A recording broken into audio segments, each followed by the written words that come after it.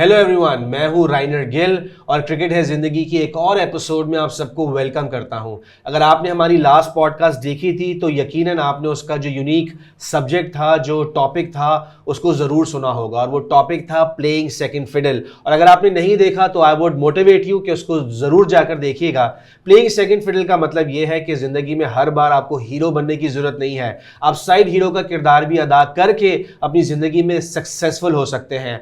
और ये किरदार अदा करके ना सिर्फ आप खुद सक्सेसफुल हो सकते हैं बल्कि आप किसी और की जिंदगी में कामयाबी की वजह भी बन सकते हैं।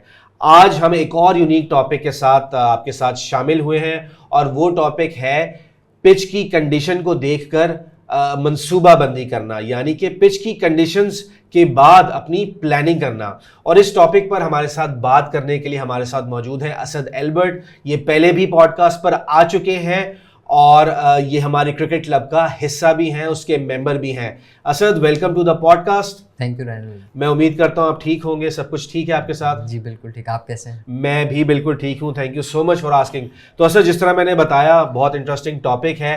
तो हमारे सीजन क्रिकेटर्स को और जो नए नए क्रिकेटर में शौक अपना पैदा करें उनको बताएं कि इस टर्म से क्या मुराद है, इसका क्या मतलब है। देखिए, पिच कंडीशंस को समझना बहुत ज़्यादा इम्पॉर्टेंट है और उसी हिसाब से अपना लाएमल तैयार करना ये बहुत ज़्यादा अहमियत का हामिल है। फॉर एग्जांपल हम देखें तो जितने भी अच्छे क्रिकेटर्स होते हैं या कैप्टन्स होते हैं वो इसी हिसाब से अपना लाएमल तैयार करते हैं। और ये ज़्यादातर निर्भर तो उस पर करता है कि जो भी ग्राउंड स्टाफ होता है वो मैच से पहले उसकी किस तरीके से प्रिपरेशंस कर रहा है।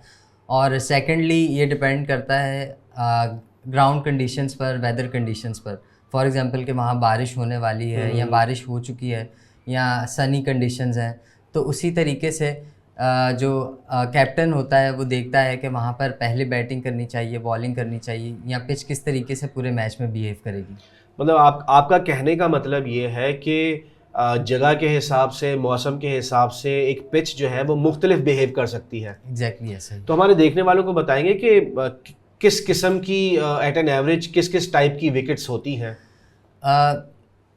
इसको इस तरीके से मैं कहूँगा कि हर जगह, हर ग्राउंड में, हर कंट्री में एक डिफरेंट तरह की पिचेस होती हैं। फॉर एग्जांपल अगर नेशनल स्टेडियम में देखें या लाहौर में या रावलपिंडी में, लाहौर की विकेट अगर आप देखते हैं तो वो बहुत ही फेयर विकेट है। जैसे कि वहाँ पर बॉलर को भी फ़ायदा है और बैट्समैन को भी फ़ायदा है। ठीक है। और अगर हम रावलपिंडी की विकेट देखें तो वो गुड विकेट कहलाती है, जहाँ पर बैट्समैन बहुत तेज़ी से रन मार सकता है। ओके। जैसे कि ग्रीन विकेट्स होती हैं वो ख़ास तौर पर इंग्लैंड और ऑस्ट्रेलिया में पाई जाती हैं, जहाँ पर सीमर्स को बहुत ज़्यादा फ़ायदा होता है, तो वो उस तरीके से अपनी फील्ड सेटअप कर सकते हैं और बैट्समैन को आउट कर सकते हैं। ठीक है। तो आपने बहुत सारी चीज़ें बता दी, ग्रीन विकेट का बता दिया, फेयर विकेट का बता दिया, किस पे बॉलर को फ़ायदा है, किस पे बैट्समैन को फ़ायदा है। तो ये सारी इन्फॉर्मेशन जब एक टीम के पास आ जाती है, एक कोच या एक कैप्टन के पास आ जाती है, तो इस इन्फॉर्मेशन का फ़ायदा क्या है? देखिए नायर भाई, जितने भी अच्छे क्रिकेटर्स हैं या जितने भी अच्छे कैप्टन्स हैं, उनको इससे ये फ़ायदा होता है। फॉर एग्जांपल आपने एक बहुत बड़ी एग्जांपल दूंगा मैं कि 2023 के वर्ल्ड कप में फ़ाइनल से पहले पैट कमिंस जो है वो एक दिन पहले जो है वो उन्होंने पिक्चर क्लिक की थी पिच की। हाँ, बिल्कुल बिल्कुल, और बहुत ज़्यादा वो पिक्चर वायरल भी हुई थी। एग्जैक्टली। और वो पिक्चर इसीलिए क्लिक की गई थी कि वो उस पिच का जायज़ा ले सकें कि मुझे इस विकेट पर प्लेइंग 11 कौन सी खिलानी है या मैंने इस विकेट पर पहले बैटिंग करनी है या पहले बॉलिंग करनी है, और रिजल्ट आपके सामने है। ठीक है। इसके साथ साथ वो ये भी डिसाइड कर सकते हैं कि हमें कितने फास्ट बॉलर खिलाने हैं, कितने स्पिनर्स खिलाने हैं, कि हमारा बैटिंग लाइनअप लंबा होना चाहिए तो ऑलराउंडर्स भी ज़्यादा हों टीम में। जी बिल्कुल। लेकिन बड़ी इंटरेस्टिंग बात है कि अगर आपने भी रिसेंटली न्यूजीलैंड और पाकिस्तान की सीरीज़ देखी हो तो अक्सर हम अमूमन हमारे कैप्टन्स जो है अच्छी विकेट होने के बावजूद टॉस जीतते हैं और दूसरी टीम को जो है वो पहले बैटिंग दे देते हैं। तो आई बिलीव अगर उनकी भी जजमेंट और ज़्यादा बेहतर हो जाए तो डिसीजन मेकिंग में और मैच जीतने में बहुत ज़्यादा फ़ायदा हो सकता है। ऐसा ही। सो असद, आप यहाँ पर पहले भी आ चुके हैं, आपको पता है हमारा फॉर्मेट क्या है। हम क्रिकेट के असूलों को अपनी रोज़मर्रा की ज़िंदगी में इस्तेमाल करने की कोशिश करते हैं और हम सीखना चाहते हैं कि क्रिकेट का एक प्रिंसिपल हमारी डेली लाइफ में या जो हमारी रोज़मर्रा की ज़िंदगी है उसमें कैसे फ़ायदेमंद हो सकता है। तो ये पिच को पहचानने वाला जो प्रिंसिपल है ये हमारी रोज़मर्रा की ज़िंदगी में कैसे फ़ायदेमंद हो सकता है?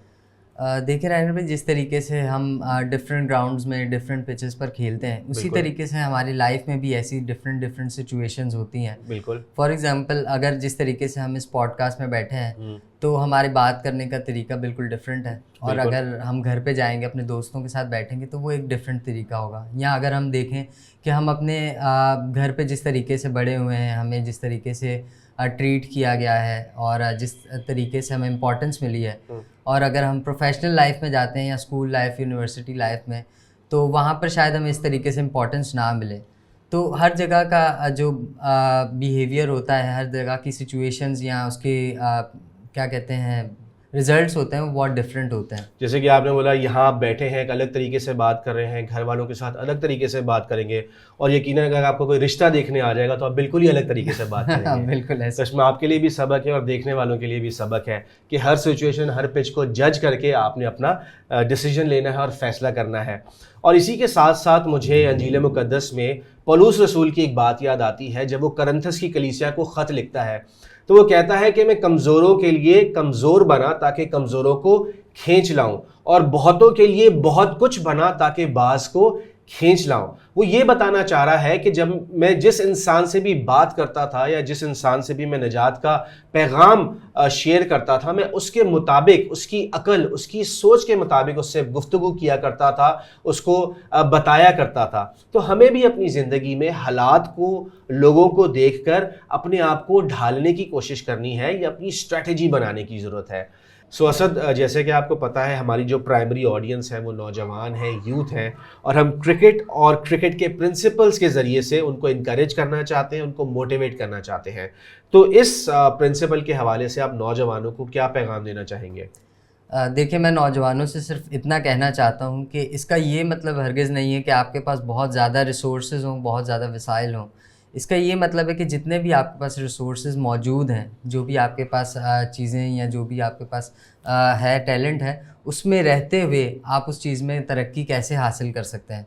फॉर एग्ज़ाम्पल, जैसे एक अच्छा कैप्टन जो है वो पिच का जायज़ा लेकर एक बेहतर लाएमल तैयार करता है, वैसे ही अगर आप कभी किसी भी चीज़ में नाकाम रहे हों तो आप फ्यूचर में ये कर सकते हैं कि उस चीज़ के लिए बेहतर तौर पर तैयारी करें और उसमें कामयाब होकर निकलें।